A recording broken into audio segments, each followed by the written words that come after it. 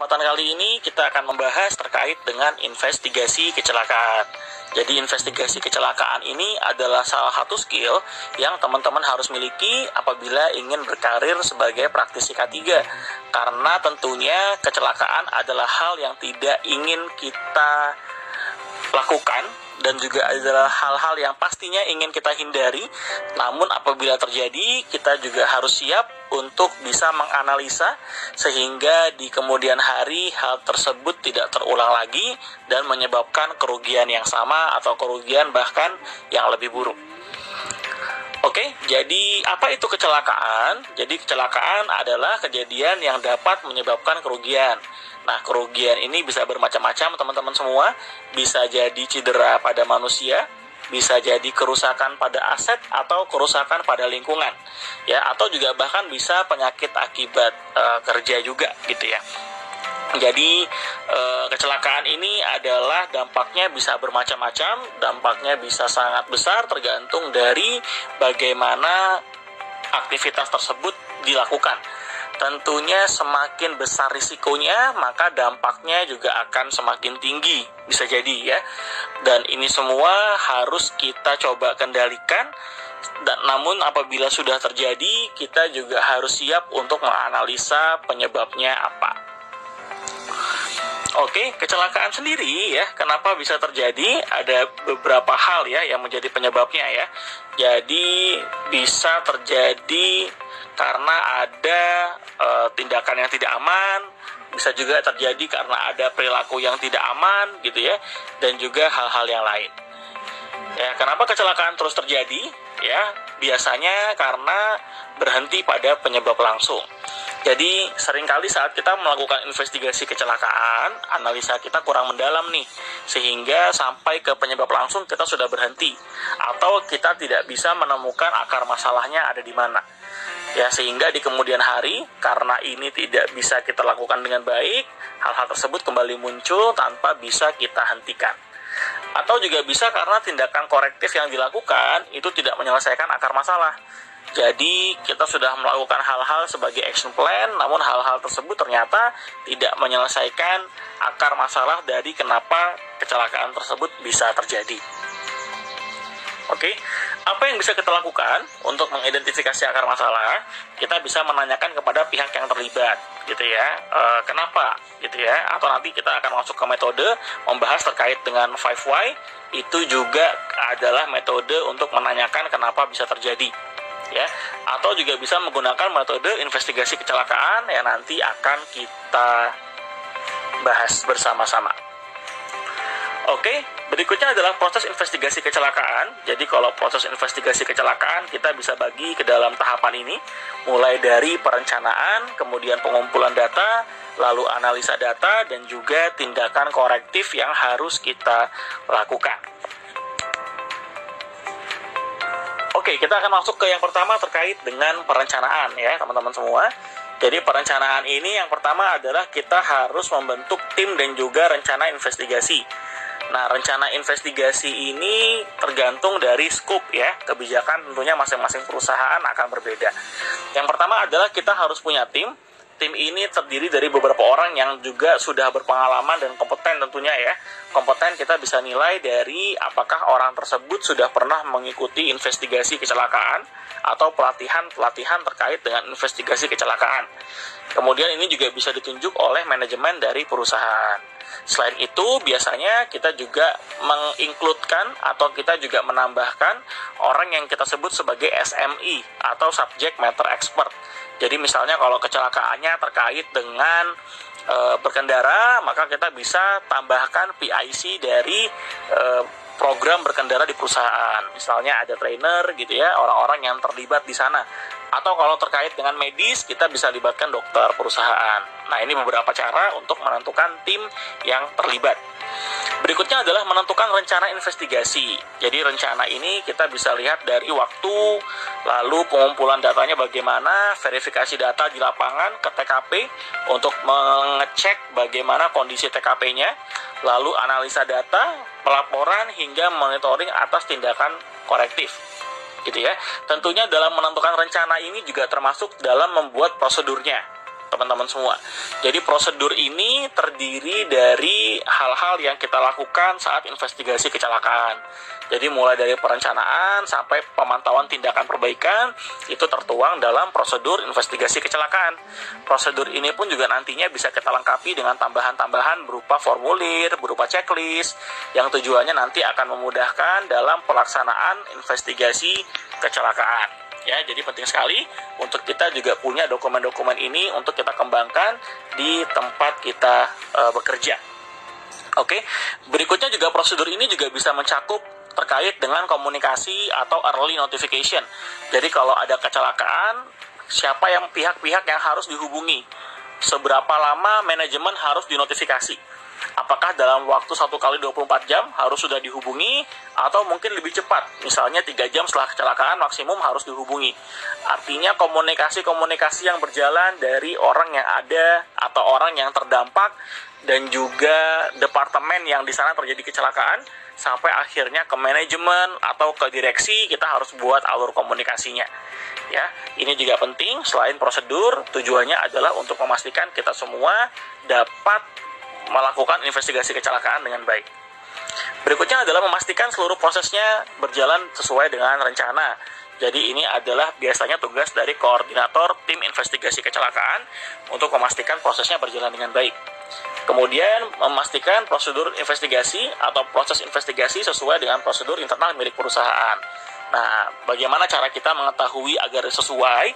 Caranya adalah dengan kita punya prosedurnya dulu dan sudah disahkan dan juga dikomunikasikan kepada tim-tim yang terkait. Di investigasi kecelakaan, kita masih membahas terkait dengan prosesnya. Di next step-nya adalah fase pelaksanaan atau pengumpulan data. Jadi pelaksanaan dan pengumpulan data ini juga menjadi hal yang penting karena kalau di sini kita tidak mengumpulkan data dengan baik, maka analisa data tidak bisa dilaksanakan dengan maksimal. Apa saja sih yang harus kita kumpulkan? Ya, teman-teman bisa ingat 4P. Yang pertama adalah position, yang kedua people, yang ketiga parts, yang keempat adalah paper. Jadi posisi, personel, peralatan, dan juga dokumen ya. Ingat 4P, position, people, parts, dan juga paper. Oke, kita mulai dari P yang pertama yaitu position. Apa yang harus kita cek di P1 ini? Yang harus kita cek adalah data terkait dengan posisi peralatan atau personel atau injured person atau eyewitness ya, saksinya dalam kecelakaan. Jadi kita bisa buatkan dalam bentuk layout nih, teman-teman semua. Jadi kita buatkan dalam bentuk layout, tujuannya untuk kita mengetahui interaksinya bagaimana sih yang terjadi di TKP-nya. Gitu ya. Oke, jadi data-data dari sini juga nantinya akan memudahkan gitu ya untuk kita melakukan analisa data dan juga menentukan kronologi kejadiannya. Oke, jadi outputnya adalah kita akan membuatkan layout untuk kita mengetahui di mana sebenarnya eyewitness atau saksinya, bagaimana sebenarnya kondisi jalannya gitu ya, bagaimana alur yang terjadi, interaksinya akan mudah apabila kita memiliki data yang pertama yaitu P yang pertama, position. P yang kedua adalah people. Jadi people ini juga menjadi hal yang penting karena people ini adalah orang yang nantinya bisa kita interview lebih lanjut. Jadi maksud di people ini adalah kita mengumpulkan data dari personel yang terlibat dalam proses kecelakaan, baik secara langsung maupun tidak langsung. Kalau yang secara langsung itu berarti adalah orang-orang yang memang terkena dampaknya gitu ya, kalau memang memungkinkan. Kalau tidak langsung bisa jadi saksi kejadian gitu ya, memang melihat, atau juga bisa jadi para supervisornya, jadi atasannya langsung, karena atasannya langsunglah yang kadang-kadang juga memberikan pekerjaan ke orang tersebut dan sebenarnya tahu bagaimana kondisi, mungkin kondisi fisik atau kondisi mental dari orang yang di-assign atau orang yang ditugaskan untuk bekerja. Oke, jadi tadi personel langsung bisa berupa korban, rekan kerja, saksi mata, yang tidak langsung bisa berupa manajer atau supervisor personel terkait. Gitu ya. Pengambilannya bisa dalam bentuk interview, nantinya lalu kita buatkan dalam bentuk kronologis.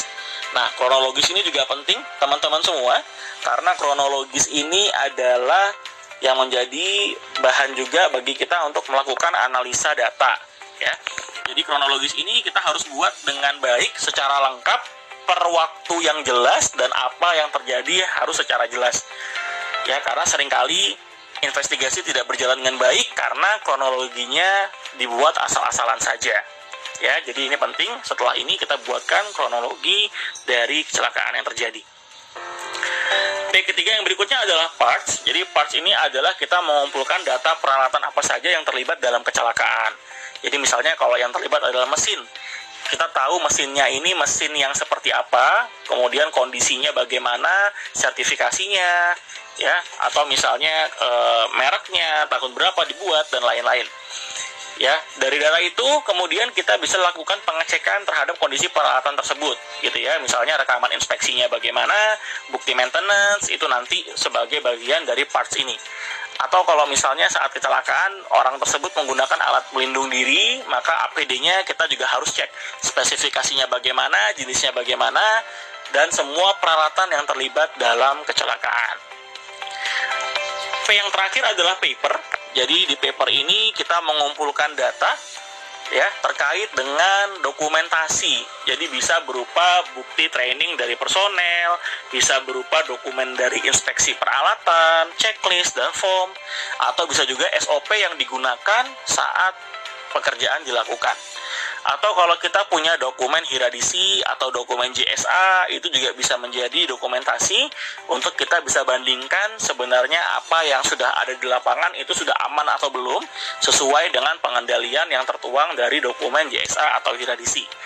Jadi dari sini nanti kita akan punya beberapa dokumentasi, bisa medical check up juga, yang terlibat atau sesuai dengan aktivitas yang dilakukan sehingga terjadi kecelakaan. Seperti itu. Jadi ingat, itu adalah 4P yang harus kita kumpulkan tentunya. Oke, berikutnya adalah analisa data. Ya, jadi analisa data adalah cara-cara atau metode yang kita gunakan untuk menganalisa data-data yang sudah kita kumpulkan sebelumnya. Ya, jadi ada banyak sekali sebenarnya yang digunakan untuk metode investigasi kecelakaan. Ya, ada 5Y, ada Fishbone, ada SCAT, ada FTA, ya, ada brainstorming method, ya, yang kita bisa combine juga dengan HAZOP, ya, dan lain sebagainya. Ada ICAM, artinya ada banyak sekali. Dan di sini kita hanya akan membahas sedikit sebagai contoh, ya, ada 5Y, Fishbone, dan juga SCAT, ya, atau Systematic Cause Analysis Technique. Ya, jadi 3 ini nanti kita akan coba sedikit bahas gitu ya, sebelum nanti kita masuk ke pelaporan dan juga tindak lanjut. Adalah contoh yang berikutnya, ada Fishbone. Ya, Fishbone ini adalah kita menggunakan diagram yang mengidentifikasi berbagai sebab potensial dari kecelakaan. Ya, penyebabnya kita bisa pecah menjadi beberapa kategori nih, gitu ya. Dan setiap kategori memiliki sebab-sebab yang perlu diuraikan hingga akar masalah bisa ditemukan. Oke, biasa di Fishbone kita mengenal dengan kita bagi ya kecelakaan terjadi karena ada faktor manusianya, lalu ada faktor dari metodenya, ada faktor dari materialnya ya, atau faktor juga dari mesinnya, dan juga ada faktor dari environmental atau dari lingkungannya. Nah, kalau teman-teman mau mengcombine metodenya dengan menambahkan faktor-faktor yang lain atau kategori yang lain, itu boleh-boleh saja.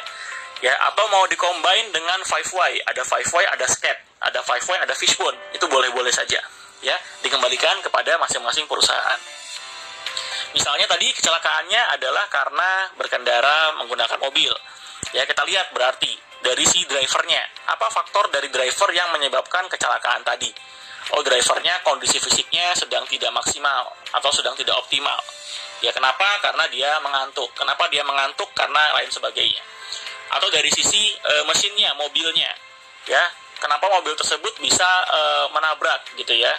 Oh, ternyata karena misalnya remnya blong, atau karena misalnya sensor kecepatannya tidak berfungsi sehingga menyebabkan drivernya jadi tidak ada reminder dan lain sebagainya. Jadi kita bisa klasifikasikan ke dalam beberapa kategori, dan kategori inilah yang nantinya akan membuat analisa kita menjadi lebih tajam, lebih mendalam, dan kita bisa lakukan tindakan perbaikan berdasarkan dari hal-hal ini. Oke, itu adalah metode yang kedua. Sekarang kita masuk ke metode yang ketiga, ada systematic cause analysis teknik atau SCAT. Jadi ini adalah yang juga terstruktur terkait dengan investigasi kecelakaan. Jadi kalau kita lihat di sini ya, pembagiannya dari beberapa hal. Kita coba runut dari loss-nya apa, kemudian insidennya apa, lalu immediate cause-nya apa, basic cause-nya apa, dan juga lack of control-nya kemudian apa. Oke, jadi dari loss-nya misalnya ya, ada people, ada property, ada proses, ada environment. Jadi apa sebenarnya yang menjadi kerugian dari perusahaan? Yaitu kita identifikasi. Dari kerugian tersebut, lalu kita lihat penyebab insidennya apa? Apakah karena kontak dengan energi atau substance dan lain sebagainya. Jadi kita lihat penyebab atau kecelakaannya itu apa sebenarnya. Kalau di case tadi misalnya, berarti kecelakaannya adalah mobil menabrak ruko, ya, atau ruko tertabrak oleh mobil, ya, seperti itu. Lalu kita cari apa immediate cause-nya. Nah, immediate cause ini ada beberapa kategori, teman-teman ya. Kita bagi jadi dua di SCAT ini.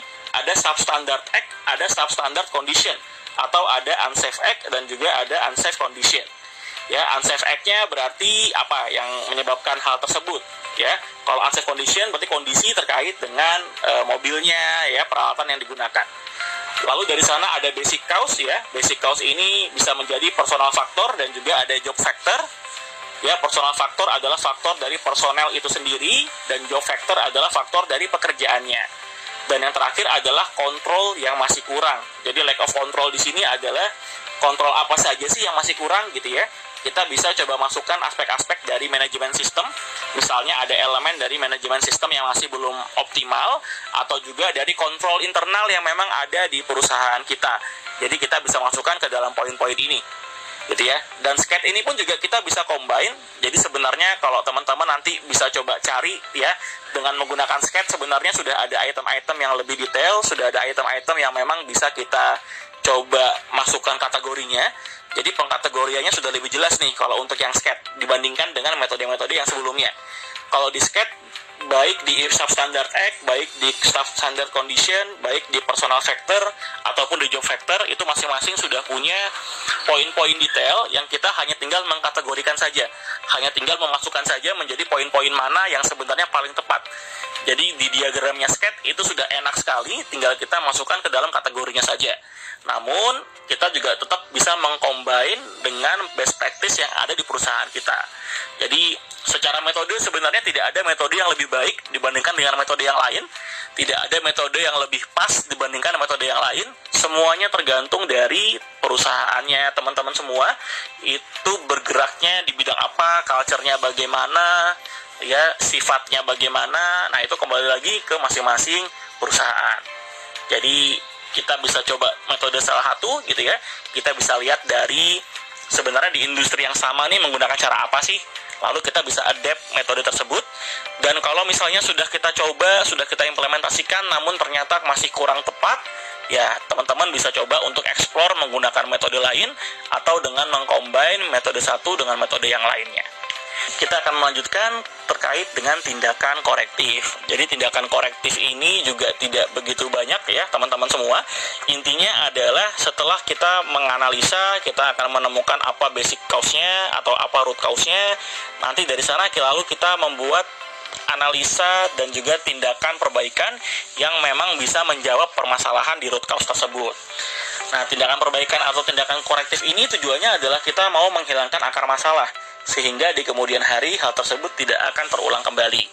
Nah, dari sana nanti kita bisa buatkan skala prioritas gitu ya, sehingga nanti yang mana yang harus kita lakukan terlebih dahulu dan yang mana yang kita bisa lakukan kemudian. Dan setelah dari sana pun nanti kita harus menentukan sumber daya apa yang kita butuhkan, mulai dari manusianya, mungkin waktu, finansial, dan lain sebagainya. Dan juga kita perlu menentukan siapa PIC-nya ya. Ini bisa departemen yang terlibat, atau perorangan, atau jabatan-jabatan tertentu. Tujuannya adalah kita mau memastikan ini bisa dilaksanakan dengan baik.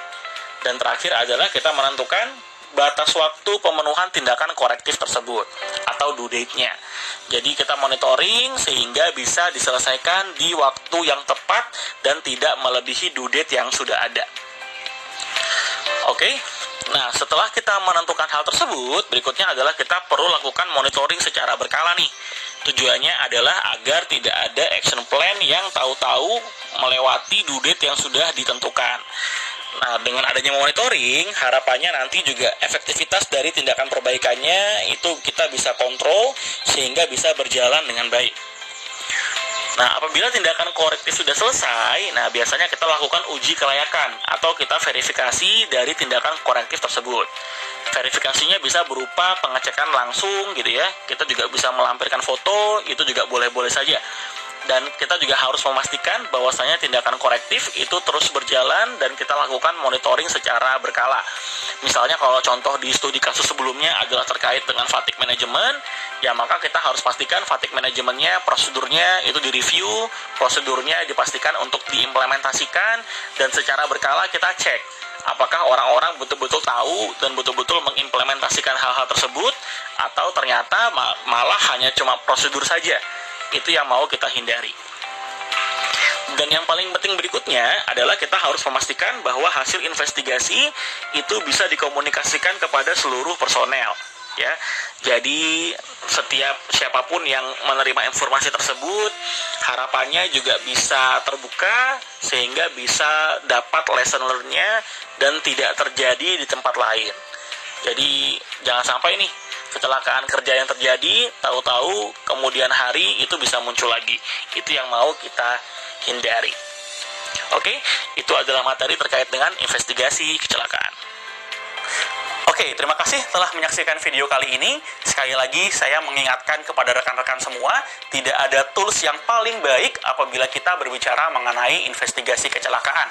Metode-metodenya semuanya kita kembalikan lagi kepada bagaimana proses bisnis dan juga proses aktivitas berjalan di tempat kita bekerja. Dan semuanya bisa kita evaluasi kembali untuk mendapatkan metode terbaik. Dan jangan lupa juga, kalau sudah selesai, kalau sudah kita dapatkan root cause-nya, kalau sudah kita dapatkan apa action plan yang efektif, jangan lupa juga untuk menginformasikan kepada seluruh karyawan dan juga menyebarluaskan informasinya sehingga tidak ada kecelakaan kerja lagi yang terjadi di perusahaan kita. Itu saja video kali ini. Terima kasih banyak atas perhatian teman-teman semua.